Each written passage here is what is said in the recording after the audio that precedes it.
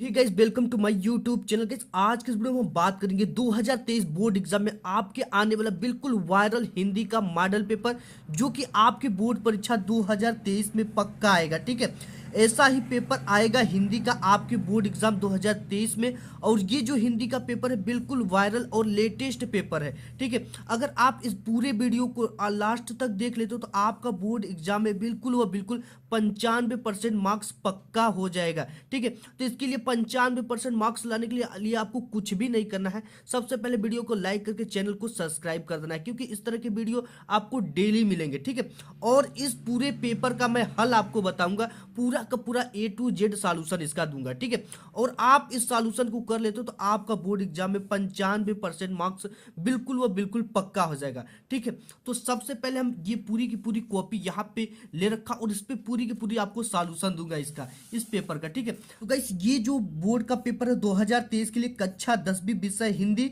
ठीक है, और ये जो पूर्णांक है आपका 70 मार्क्स का आपके बोर्ड एग्जाम में आ रहा है। और आपको समय 3 घंटे 15 मिनट मिलता है, जिसमें कि 3 घंटे प्रश्न पत्र को सॉल्व करने के लिए और 15 मिनट क्या होता है आपको प्रश्न पत्र को पढ़ने के लिए दिया जाता है। जी, जैसे कि प्रारंभ में आपके ये निर्देश दे दिए गए होते हैं और साथ ही साथ बताया जाता है कि ये प्रश्न जो है 2 खंडों में विभक्त है। ठीक है, अ में जो है बहुविकल्पी प्रश्न मिलेंगे, जिसमें आपको सही विकल्प का चयन करना होगा, जो कि आपको OMR शीट पर, ठीक है, ब्लैक और नीली पेन से भरना होगा। ठीक है, गोले को पूर्ण रूप से काला कर दें।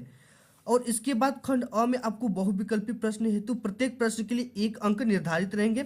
और प्रश्न पत्र के खंड अ के प्रश्नों को हल करने के लिए आपको 1 घंटा का समय दिया जाएगा और खंड ब के प्रश्नों को हल करने हेतु आपको 2 घंटे का समय दिया गया।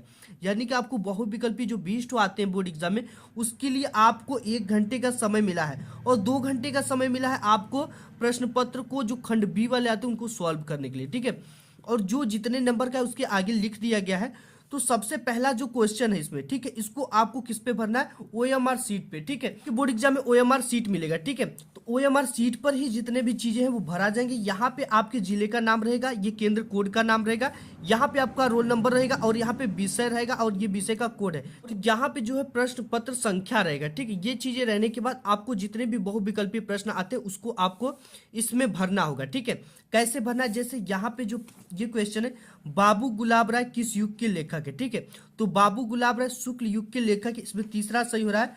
तो आपको जो ये तीसरा वाला गोला, इसको क्या करना, पूर्ण रूप से ब्लैक पेन से आपको इस तरह से ब्लैक कर देना है। ठीक है, इसी तरह से OMR सीट को भरना है। सिंपली इसमें आपको कुछ भी नहीं करना है। यहाँ पे जो पेपर का ऊपर का चीज दी होती है ना, ठीक है, जैसे इस पेपर में दिया है 825 और यहाँ पे BO है, तो आपको इसी में पहला अक्षर B है और O है, उसी से को भरना है। ठीक है, आपको कुछ भी नहीं करना है इसमें और यहाँ पे अपने साइन कर देना है। तो इस तरह से आपको सभी को क्या करना है, OMR सीट पर भरना है। ठीक है, और चिंतामणि किस विधा की रचना है? विधा ध्यान देना है, कभी नहीं पूछ रहा है, विधा पूछ रहा है। ठीक है, तो जो चिंतामणि ये निबंध विधा की रचना है। नेक्स्ट क्वेश्चन है कि गबन किसकी रचना है? तो गबन आप जानते हो कि मुंशी प्रेमचंद्र की रचना है। नेक्स्ट क्वेश्चन देख, नेक्स्ट क्वेश्चन है कि शुक्ल युग की समयावधि क्या है? ठीक है, तो यहाँ पे कई सारे समयावधि दिए, लेकिन जो शुक्ल युग की समयावधि होती है वो होती है 1919 से 1938 ईस्वी तक। नेक्स्ट क्वेश्चन देख लेते हैं, नीड़ का निर्माण फिर किस विधा की रचना है? ठीक है, तो देखो जो नीड़ का निर्माण है ना, ये हरिवंश राय जी का आत्मकथा था। ठीक है, इसके बाद छठा क्वेश्चन है कि प्रिय प्रवास किस युग की रचना है? द्विवेदी युग की, भारतेंदु युग की, प्रगतिवादी युग की, छायावादी युग? तो जो प्रिय प्रवास है ना, वो आपका द्विवेदी युग की रचना है। किस युग की? द्विवेदी युग की। नेक्स्ट क्वेश्चन है जो कि हरिवंश राय बच्चन जी का है कि मधुशाला किसकी रचना है? ठीक है, तो ये आपका है हरिवंश राय बच्चन जी का। नेक्स्ट जो क्वेश्चन है कि भारत भारती किसकी रचना है? तो ये मैथिली शरण गुप्त का, राष्ट्रीय कवि मैथिली शरण गुप्त का ही रचना भारत भारती है। नेक्स्ट क्वेश्चन 9वां नंबर है, आधुनिक काल कब से कब तक माना जाता है? ठीक है, तो आधुनिक काल 1843 से अब तक माना जाता है। इसके बाद नेक्स्ट है, मतीराम किस युग के कवि थे? ठीक है, तो मतीराम जो थे वो रीति काल के कवि थे। मतीराम और बिहारी ये सब जो कवि थे ये रीति काल के कवि थे। नेक्स्ट क्वेश्चन देख, क्वेश्चन आपका है कि हास्य रस का स्थायी भाव क्या है? ठीक है, तो हास्य रस का जो स्थायी भाव होता है वो होता है हास्य। इसके बाद नेक्स्ट है कि सोहत ओडे पीठ पट श्याम सलोने गात, मनोनील मणि शैल पर आता प्रयोग प्रभात। उपरोक्त पंक्ति में कौन सा अलंकार है? ठीक है, तो आप ये जानो कि जहां पे ये ये मनो आ जाए, ठीक है, जहां पे मनो आता है वहां पे आपका जो अलंकार होगा वो उत्प्रेक्षा अलंकार होगा। ठीक है, मनहु मानो जनहु जानू इत्यादि शब्द आते हैं, तो ऐसे में मानना चाहिए कि वहां पे उत्प्रेक्षा अलंकार होता है। ठीक है, नेक्स्ट क्वेश्चन 13 नंबर है कि रोला छंद में कुल कितने चरण होते हैं। ठीक है, तो आपने पढ़ा होगा कि रोला चरण में जो रोला छंद होता है उसमें 4 चरण होते हैं। नेक्स्ट क्वेश्चन है कि आकर्षण शब्द में किस उपसर्ग का प्रयोग किया गया है। ठीक है, उपसर्ग यानी आगे जो जुड़ता है, यानी इसमें आगे क्या जुड़ा हुआ है, आ। ठीक है, फिर उसके बाद क्या जुड़ा, वी मान अक आ, तो इसमें आ जुड़ा हुआ तो आपको आकर्षण, ये चीजें आ चौथा सही हो जाएगा। इसके बाद नेक्स्ट है प्रत्येक के कितने भेद होते हैं, 2 की 5 की 6 की 3। ठीक है, प्रत्येक के जो भेद होते हैं वो 2 होते हैं। नेक्स्ट है कि पीताम्बर में कौन सा समास होगा। ठीक है, तो देखो जो पीताम्बर है जिसमें कर्मधारय समास होगा, पहला आपका करेक्ट हो जाएगा। इसके बाद है आंसू का तत्सम रूप है। ठीक है, आंसू का जो तत्सम रूप है वो अश्रु है आपका। ठीक है, और आंसू क्या है, अशुद्ध रूप है, तत्सम मतलब इसका शुद्ध रूप होता है। नेक्स्ट देख लो, क्वेश्चन है कि यड़ संधि का सूत्र होता है। ठीक है, तो आप जानते हो कि यड़ संधि आपको पढ़ना है। ठीक है, तो इसका जो सूत्र होगा वो होता है इको यड़ची। ऑप्शन नंबर आपका तीसरा क्या हो जाएगा, करेक्ट हो जाएगा। इसके बाद फलस से शब्द का वचन एवं विभक्ति है। ठीक है, तो ये फलस से जो आपका वचन एवं विभक्ति है वो खष्टी विभक्ति एक वचन का हो जाएगा। ठीक है, तो ये हो गया। इसके बाद है अपठत धातु का वचन एवं पुरुष है। तो ये अपठत जो है द्वितीय द्विवचन प्रथम पुरुष है कि प्रथम पुरुष एक वचन है कि उत्तम पुरुष बहुवचन है कि मध्यम पुरुष द्विवचन है। ठीक है, तो ये क्या है, प्रथम पुरुष एक वचन है, तो यहाँ पे आपको प्रथम पुरुष एक वचन करेक्ट कर देना। तो आप इसको सॉल्व करते हो तो आपको यहाँ पे टोटल 20 नंबर मिलते हैं, जो कि आपको एमआर शीट पे भरना है और आपकी ओएमआर शीट कंप्यूटर से चेक होगी। ठीक है, इसके बाद क्या आता है, वर्णनात्मक प्रश्न खंड बी आता है।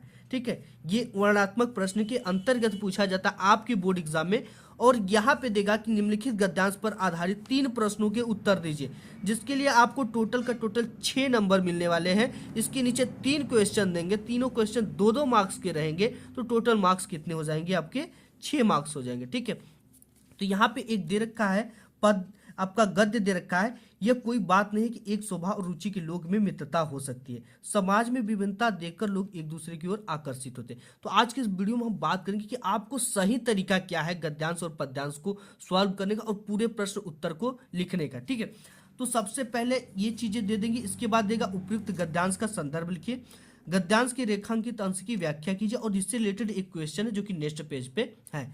तो सबसे पहले आपको किस तरह से लिखना है। ठीक है, इसको लिखने के लिए आपको कुछ भी नहीं करना है, ये पेपर। ठीक है, हम खंड ब कर रहे हैं तो हमको क्या डालना है, खंड ब डाल देना है। तो यहाँ पे हमने खंड ब डाल दिया। ठीक है, और इसके बाद हमें क्या करना है, ये गद्य कहाँ से कहाँ तक है ये चीजें डालना होता है। हिंट्स एक होता है, हिंट्स इसलिए डाला जाता है क्योंकि इसमें 2 ठो गद्यांश देता है। इससे एग्जामिनर को ये पता चलता है कि इस स्टूडेंट ने कौन से गद्यांश को सॉल्व किया है। तो यह कोई से लेकर डैश डैश डैश देखता था। ठीक है, कोई भी गद्यांश आ जाए आपको यहाँ से उठाना है, 2 शब्द और 2 शब्द लास्ट से और 2 शब्द फर्स्ट से। ठीक है, यह कोई डैश डैश देखता था, ये हमने डाल दिया। ठीक है, आपको क्या डालना है, खंड ब प्रश्नोत्तर संख्या ये कितने का है, पहले का, तो यहाँ पे क्या डाल देना है, पहला डाल देना। ठीक है, पहले का, फिर गद्य डाल देना, ये यह कोई डैश डैश देखता था, यहाँ पे गद्य डालना है। इसके बाद संदर्भ हेडिंग डालना है। ठीक है, अब देखो संदर्भ कैसे लिखा जाएगा, आपको प्रस्तुत गद्यांश हमारी पाठ्य पुस्तक हिंदी गद्य खंड में संकलित मित्रता नामक पाठ से लिया गया है, इसके लेखक आचार्य रामचंद्र शुक्ल है। ठीक है, तो आपको शीर्षक का नाम ब्लैक पेन से लिखने के बाद इन्वर्टेड कॉमा में लिखना है, और इनका जो लेखक है इनका नाम लिखने के बाद आपको इस तरह से इन्वर्टेड कॉमा में लिखना है ब्लैक पेन से। ठीक है, ये चीजें कर लिया। इसके बाद 2 नंबर तो यहाँ से आपको बिल्कुल पक्का हो गया, एक भी नंबर नहीं कटेगा आपका। ठीक है, ऐसे लिखोगे तब। इसके बाद है गद्यांश की रेखांकित अंश की व्याख्या करना है। अब देखो गद्यांश की रेखांकित अंश की व्याख्या कहाँ से कहाँ में करना है, ये जो गद्यांश के नीचे यहाँ तक ये नीचे नीचे पाई खींचा है। ठीक है, जो लाइन खींची गई है यहाँ से लेकर यहाँ तक की आपको शब्दों की क्या करना है, व्याख्या कर देना है। गद्यांश की व्याख्या के लिए आपको कैसे लिखना है बोर्ड एग्जाम में, सबसे पहले आपको डालना है नीचे रेखांकित अंश की व्याख्या। ठीक है, नीचे 2 लाइन का ब्लैक पेन से पाई खींचकर इस तरह से कर लेना है। करने के बाद ये चीजें लिखना कि प्रस्तुत पंक्ति में लेखक, ठीक है, कोई भी गद्यांश है, ये पहली लाइन तो आपको लिखना ही लिखना। प्रस्तुत पंक्ति में लेखक कहते हैं कि कुछ लोग सोचते हैं कि समान स्वभाव और समान रुचि वाले में ही परस्पर मित्रता हो सकती है। यह धारणा उचित नहीं है। विपरीत स्वभाव और विपरीत रुचि रखने वालों में भी घनिष्ठ मित्रता हो सकती है। लोग विभिन्नता देखकर भी परस्पर आकर्षित होते हैं, ठीक है। इसका कहने का ये मतलब है कि जैसे कि आप विभिन्न, आपका स्वभाव दूसरा है और आपके मित्र का स्वभाव दूसरा है, तो वो ऐसा कहा जाता था कि जब भी मित्रता होती तो एक ही स्वभाव वाले लोगों से होती है। लेकिन लेखक कहता कि ये बात गलत है, क्योंकि देखो, अगर देखो आप शांत स्वभाव के हो तो आप चाहोगे यार एक जो हमारा मित्र काफी मनोरंजन कराता है, टोन छोड़ता है, तो उससे आप मित्रता कर लेते हो, ठीक है। लेकिन वो आपके स्वभाव से बिल्कुल डिफरेंट है। यही चीजें लेखक इसको स्पष्ट करना चाहता है कि ऐसा नहीं है, ये धारणा गलत है। डिफरेंट मतलब कि विचारधाराओं वालों से भी मित्रता हो जाती है, ठीक है। ये तो आपके पेपर में आएगा ही आएगा। फिर एक क्वेश्चन आपकी बोर्ड एग्जाम में ये देगा, इसके तीसरा, लेखक के अनुसार समाज में विभिन्नता देखकर लोग एक दूसरे की ओर क्यों आकर्षित होते हैं, ठीक है। तो इसी हमने पेपर में लिखा है इसका उत्तर कि तो यही है कि लेखक के अनुसार समाज में विभिन्नता देखकर अपने अभाव को भरने के लिए विपरीत गुणों की तरफ लोग आकर्षित होते हैं। मतलब जो उनके अंदर अभाव है, जैसे उनके अंदर हंसाने लायक कुछ चीजें नहीं है, वो लोगों को खुश नहीं कर सकते, लोग टोन नहीं छोड़ पाते, तो क्या करते कि यार वो बहुत अच्छा टोन छोड़ लेता है, मजाक कर लेता, हंसी कर लेता, थोड़ा उससे मित्रता कर लिया जाए, ठीक है। तो यही मतलब है कि लेखक के अनुसार समाज में विभिन्नता देखकर अपने अभाव को यानी अपने कमियों को पूरा करने के लिए, भरने के लिए विपरीत गुणों की तरफ लोग आकर्षित होते हैं। नेक्स्ट देख लेते हैं इसमें अथवा, ठीक है। अथवा में फिर आपको देगा, ये एक आपको गद्यांश देगा, ठीक है। हे भगवान, तब के लिए विपद के लिए इतना आयोजन, परम पिता की इच्छा के विरुद्ध इतना साहस, पिताजी क्या भीख न मिलेगी, ठीक है। ये जो है आपका आपके ही पाठ से, ममता वाले से लिया गया, जिसके लेखक जयशंकर प्रसाद है, ठीक है। तो इसका मैं नहीं बताऊंगा, एक ही का आपको बताया हूं, ठीक है। इसी तरह से आपको इसको भी करना है। इसके बाद नेक्स्ट जो है, दिए गए पद्यांश पर आधारित 3 प्रश्नों का उत्तर दीजिए, ठीक है। चरण कमल बंदो हरिराई, जाकी कृपा पंगु गिरे लेहो, अंधे को सब कुछ दर्शाई, बहिरो सुने गुंग पुनि बोले, रंक चले सिर छत्र धराई, सूरदास स्वामी करुणामय, बार बार बंदो तिहि पाई।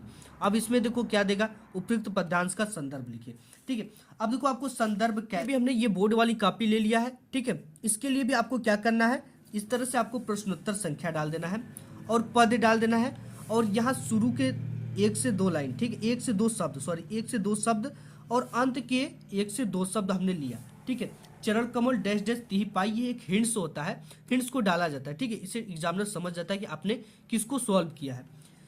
तो इसमें फिर पहला क्वेश्चन 2 नंबर का दे देता है कि संदर्भ लिखिए, ठीक है। संदर्भ आपको कैसे लिखना है, ये देखो, संदर्भ हेडिंग डाल देनी है। प्रस्तुत पद्यांश हमारी पाठ्य पुस्तक हिंदी काव्य खंड में संकलित पद नामक पाठ से या शीर्षक से लिया गया है। इसके रचयिता सूरदास जी हैं, ठीक है। ये चीजें आपने लिख लिया। लिखने के बाद अब आपको क्या करना है, देगा रेखांकित अंश की व्याख्या कीजिए। यह रेखांकित अंश की व्याख्या कीजिए, आपको हेडिंग डालनी है रेखांकित अंश की व्याख्या। तो ये देखो, जिसके नीचे रेखा खींचा गया उसकी ही व्याख्या करना, पूरे की व्याख्या नहीं करना। बहिरो सुने गुंग पुनि बोले, रंक चले सिर छत्र धराई, इसका ही आपको व्याख्या करना है। तो व्याख्या हेडिंग डालने के बाद, मैं उस ईश्वर के कमलोच चरणों की वंदना करता हूँ जिनकी कृपा मात्र से बहरा व्यक्ति सुनने लगता है, गूंगा व्यक्ति बोलने लगता है और निर्धन व्यक्ति सिर पर छत्र धारण कर चलने लगता है, ठीक है। ये इस तरह से आपको रेखांकित अंश की व्याख्या करना है। इसके बाद यहाँ पे क्वेश्चन देगा कि उपयुक्त पंक्तियों में कौन सा अलंकार है, ठीक है। इसमें देखो, उक्त पद में रूपक और अनुप्रास अलंकार देखने को आपको मिलेगा, ठीक है। इसके बाद नेक्स्ट है अथवा, ये चीजें, ये सुनी सुंदर वैन सुधारस साने, ये चीजें आप करो, ठीक है। या इसको करो या इसको करो, ये काफी इंपॉर्टेंट है, इसे तैयार कर लेना, ये बोर्ड एग्जाम में आपको आएगा, ठीक है। तो इसको आप इसी तरह से करना है, ठीक है। नेक्स्ट देख लेते हैं इसमें और क्या पूछा जाएगा। आपको संस्कृत खंड से मिलता है क्या, एक गद्यांश मिलता है, ठीक है। इसका संदर्भ सहित आपको हिंदी में अनुवाद करना होता है। तो इसका ये काफी इंपॉर्टेंट गद्यांश भी है, जो गद्यांश है इसमें ये आप तैयार कर लो, ठीक है। ये आपके बोर्ड एग्जाम में देखने को ही मिलेगा। ये आपको 2+3 यानी 2 नंबर संदर्भ लिखने का, 3 नंबर इसकी हिंदी में अनुवाद करने का, टोटल मिलाकर 5 नंबर होता है। ये आपके बोर्ड एग्जाम में आएगा, ठीक है। तो इसके लिए भी ऐसा नगरी भारतीय संस्कृति संस्कृत भाषायश्च केंद्र असलम अस्ति इत एवं संस्कृत वांगमस्य संस्कृत आलोक सर्वत्र प्रसृत, ठीक है। ये चीजें है, ठीक है। इसके लिए भी आपको वही प्रश्नोत्तर संख्या डालना है, ये संस्कृत गद्य डाल देना इस तरह से, ऐसा नगरी कार्यता, ये शुरू और शुरू के 2 शब्द, लास्ट के 1 शब्द। ठीक है, अब इसका संदर्भ कैसे लिखना है। प्रस्तुत गद्यांश हमारी पाठ्य पुस्तक हिंदी के संस्कृत खंड में संकलित वाराणसी नामक पाठ से लिया गया है। ये आपने लिख दिया। अब इसका हिंदी में अनुवाद करने के लिए बोला है, तो आपको कैसे लिखना है हिंदी में अनुवाद। यह नगरी भारतीय संस्कृति और संस्कृत की भाषा का केंद्र स्थल है। यहीं से संस्कृत साहित्य और संस्कृति का प्रकाश सब जगह फैला था। मुगल युवराज दारा सिकोह ने यहाँ आकर भारतीय दर्शन शास्त्रों का अध्ययन किया था। वह उनके ज्ञान से इतना प्रभावित हुआ कि उसने उपनिषदों का अनुवाद फारसी भाषा में करा दिया। ठीक है, तो ये इस तरह से आपको लिखना, तो पूरा का पूरा नंबर मिलेगा, एक भी नंबर आपको नहीं कटेगा। नेक्स्ट है एक, अगर ये नहीं आता तो इसको करना होता है। ठीक है, तो आप इसको करो चाहे इसको आपको स्वयं कर लेना है। इसके बाद नेक्स्ट चौथा दिया है कि दिए गए संस्कृत पद्यांशों में किसी एक का संदर्भ से हिंदी में अनुवाद कीजिए। ठीक है, 2 ठो आपको पद्यांश देगा, इसको या तो सॉल्व करो या तो इसको सॉल्व करो। ठीक है, ये काफी इंपॉर्टेंट है, ये आपके बोर्ड एग्जाम में आएगा भी। तो इसी को हम आपका दे रखा क्या, सर्वे भवन्तु सुखिनः सर्वे सन्तु निरामयी सर्वे भद्राणि पश्यन्तु मा कश्चित् दुर्भाग् भवेत्। तो इसका भी उसी तरह से प्रश्नोत्तर संख्या डाल देना है, ये संस्कृत पद डाल देना, हिंट्स शुरू के 2 शब्द, लास्ट के 1 शब्द। ठीक है, संदर्भ हेडिंग, प्रस्तुत श्लोक हमारी पाठ्य पुस्तक हिंदी के संस्कृत खंड के अंतर्गत भारतीय संस्कृति नामक पाठ से लिया गया है। ठीक है, इसके कोई रचयिता उचिता नहीं होते हैं। अब इसका हिंदी में अनुवाद, सब सुखी हो, सब रोग रहित हो या निरोग हो, सब कल्याण को देखे, कोई भी दुख का भागी न हो, अर्थात सभी कल्याण की कामना हो। ठीक है, सभी के कल्याण की कामना हो। तो इस तरह से आपको लिखना है। इसके बाद ये जो चीजें होती है ये आपके जिला वाइज होती है। ठीक है, आप अपने जिले का नाम जरूर से जरूर कमेंट में बताइए, मैं बता दूंगा कि आपके जिले में क्या पढ़ाया जाएगा। ठीक है, और जो सबसे ज्यादा कमेंट रहेगा जिस जिले का, उसका मैं पूरा का पूरा सॉल्यूशन सही तरीके से करा दूंगा। ठीक है, तो इसमें आपको जिला वाइज ही होता है, यहाँ तक पूरा आपके जिले में जो होता है वो आप अपने जिले का केवल नाम कमेंट में जरूर बताइएगा। छठा है, दिए गए लेखकों में से किसी एक का जीवन परिचय लिखते हुए उनकी एक प्रमुख रचना का उल्लेख कीजिए। तो इसमें डॉक्टर राजेंद्र प्रसाद, जयशंकर प्रसाद, आचार्य रामचंद्र शुक्ल। ठीक है, काफी इंपॉर्टेंट है। तो हम इसमें जयशंकर प्रसाद जी का देख लेते हैं, तो ये हम दूसरा देख रहे हैं। ठीक है, तो यहाँ पे आपको डालना प्रश्नोत्तर संख्या 6 का क, और दूसरा करें तो दूसरा, और जयशंकर प्रसाद हेडिंग डाल देना।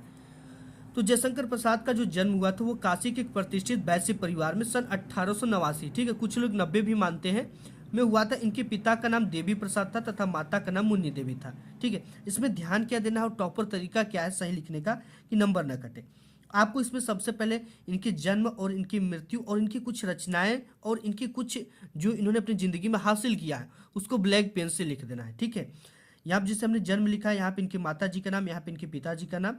बचपन में ही पिता का मृत्यु हो जाने के कारण जयशंकर प्रसाद की प्रारंभिक शिक्षा घर पर हुई। घर पर ही इन्होंने हिंदी, संस्कृत, उर्दू, फारसी भाषा का गहन अध्ययन किया।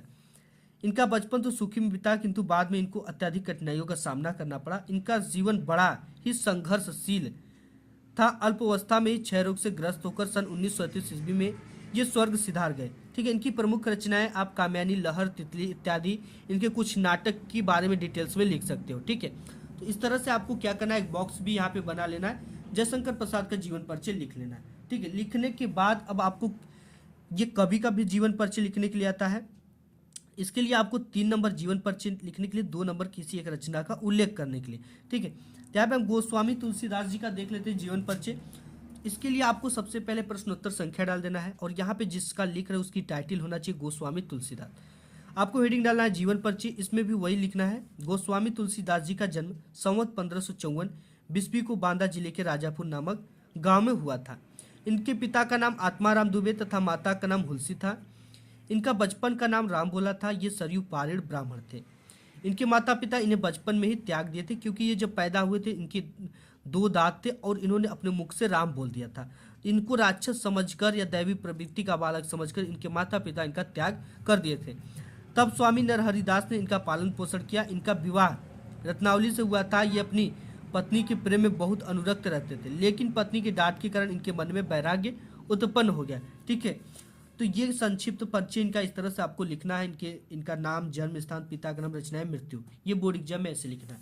ठीक है, ये इतना चीजों तो हमने कर लिया। ठीक है, इसके बाद अब आपकी बोर्ड एग्जाम में आता है अपनी पाठ्य पुस्तक से कंठस्थ कोई एक श्लोक लिखिए जो इस प्रश्न पत्र में न आया। ठीक है, टोटल हम आपको 2 श्लोक बताते हैं, उस 2 को आप तैयार कर लो। एक आएगा आपके बोर्ड के पेपर में, एक नहीं आएगा, उसी को आपको लिखना है। ये 2 है, ठीक है। एक सर्वे भवन्तु सुखिनः सर्वे सन्तु निरामयः सर्वे भद्राणि पश्यन्तु मा कश्चित् दुर्भाग् भवेत्। ये अगर आपके बोर्ड एग्जाम में सपोज आ जाता है तो ये बिल्कुल ईजी वाला एक तो ये है। अपदो दुरागमी च साक्षरो न च पंडितः अमुक स्फुट वक्ता चयो जनाति स पंडित। ठीक, ये 2 ठो आपको तैयार कर लेना है, एक जरूर आएगा बोर्ड एग्जाम में और एक ठो आपको लिखना है। नेक्स्ट है क्वेश्चन कि भारतीय संस्कृति मूलम किम अस्ति। ठीक है, इसमें से निम्नलिखित में से किन्हीं 2 प्रश्नों का उत्तर संस्कृत में दीजिए। जो आपको बिल्कुल अच्छी तरीके से लिखने और आता हो उसी का उत्तर देना है। पुरु राजा क आसीत, तो पुरु राजा जो होता है एक भारत वीर आसीत। ठीक है, यहाँ पे आपको लिख देना कि एक भारत वीर आसीत।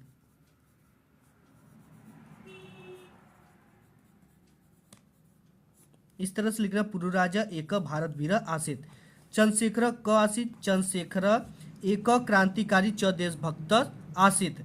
वीर केन पूजित, वीर वीरेण पूजित। ठीक है, तो इसमें ये हो गया। और इसके बाद है पर्यावरण संरक्षण के उपाय। निबंध जो आपके बोर्ड एग्जाम में आएगा वो 9 नंबर का आएगा टोटल, और 9 नंबर कैसे पाना बोर्ड एग्जाम में ये मैं बताऊंगा। और दूसरा आतंकवाद का कारण एवं निवारण, ये काफी इंपॉर्टेंट है, आतंकवाद का कारण एवं निवारण। तो इस वीडियो में हम आतंकवाद का कारण एवं निवारण देखेंगे। इसमें दूसरा जो है काफी इंपॉर्टेंट है, तो इसी को देखेंगे। तो इसके लिए आपको प्रश्नोत्तर संख्या 9 है, तो 9 यहाँ पे क्या कर देना है, डाल देना है। ठीक है, डालने के बाद उसकी हेडिंग डाल देना, आतंकवाद कारण एवं निवारण। ठीक है, सबसे पहले आपको रूपरेखा लिखना है इस तरह से। रूपरेखा में जो कि एग्जामिनर यही सब चीजें देखकर आपको नंबर देते और काटते हैं। ठीक है, प्रस्तावना, आतंकवाद का अर्थ, आतंकवाद का कारण, आतंकवाद की समस्या का निवारण, उपसंहार, इन टॉपिक पे मैं बात करने वाला हूँ टोटल। तो सबसे पहले प्रस्तावना की बात करेंगे। तो आतंकवाद हिंसा का एक ऐसा गैर कानूनी तरीका है जो लोगों को डराने धमकाने के लिए आतंकवादियों द्वारा प्रयोग किया जाता है। आतंकवाद लगभग दुनिया के सभी देशों में विस्तार रूप ले रहा है। हमारा भारत देश भी कई सालों से आतंकवाद से लड़ रहा है। ठीक है, ऐसा कोई भी देश नहीं है जो आतंकवाद से ग्रसित ना हो या अछूता रह गया हो। नेक्स्ट इसमें हेडिंग जो है देख लेते हैं। आतंकवाद का देखो अर्थ क्या होता है। कुछ लोगों के समूहों द्वारा अन्यायपूर्ण और हिंसात्मक गतिविधियों को अंजाम देने की प्रक्रिया को ही आतंकवाद कहते हैं। और जो लोग आतंकवाद फैलाते हैं या आतंकवाद का साथ देते हैं उन्हें आतंकवादी कहते हैं। ठीक है, तो आपको ऐसे ही लिखना है हेडिंग डालकर, और जो चीज़ें मेन है उसे ब्लैक पेन से लिखना है। इसके बाद आतंकवाद का कारण।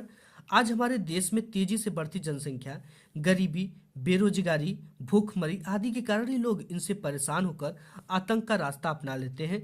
प्रत्येक राष्ट्र एक दूसरे के प्रगति पथ पर गतिरोधक उत्पन्न करते हैं। ठीक है, देखो हमारे देश में जो जनसंख्या बढ़ रही है वो काफी विकराल रूप धारण कर चुकी है, और इससे काफी बेरोजगारी हमारे देश में उत्पन्न हो रही है। इस बेरोजगारी को देखते हुए जब लोगों को कुछ नहीं समझ में आता, काफी अच्छे पढ़े लिखे लोग भी देखते हैं कि हम आतंकवाद में चले जाते हैं। ठीक है, और इसका ये जो आतंकवाद में जो चले जाते हैं उनका ब्रेन सब वाश कर देते हैं, और उनको देश के बारे में कोई चिंता ही नहीं रहती कि वो अपने लोगों के साथ क्या कर रहा है या देश के प्रति क्या सोच रहा है। ठीक है, इन सब चीज़ों से कैसे बचा जाए और इसका निवारण कैसे किया जाए वो हम देखेंगे। ठीक है, तो नेक्स्ट हेडिंग में यही चीज़ें हैं, आतंकवाद की समस्या और निवारण। ठीक है, ये हेडिंग डालना है आपको। भारत सरकार ने आतंकवादियों की गतिविधियों को बड़ी गंभीरता से लिया है। भारत की संसद ने आतंकवाद विरोधी विधेयक पारित कर दिया है। इसके अंतर्गत आतंकवादी गतिविधियों में लिप्त रहने वाले व्यक्तियों को कठोर दंड देना भी जरूरी है। आतंकवाद को रोकने के लिए जनता को भी शिक्षित होना जरूरी है। ठीक है, ये हो गया। इसके बाद आपको लास्ट हेडिंग जो है उपसंहार डालना है। ठीक है, उपसंहार में क्या लिखना है कि आतंकवाद और भारत क्रमशः मृत्यु और जीवन जैसे एक दूसरे के सामने खड़े हैं। यदि हम चाहें कि हम और हमारा देश शांति में रहे और अहिंसा के पथ पर चले, तो जन जन का यह नैतिक कर्तव्य है कि वे आकर आतंकवाद की विरुद्ध आवाज को उठाएं। ठीक है, आज की वीडियो में बस इतना ही। अगर वीडियो पसंद है तो वीडियो को लाइक जरूर कर दीजिएगा। मिलूंगा एक नेक्स्ट वीडियो, तब तक के लिए धन्यवाद।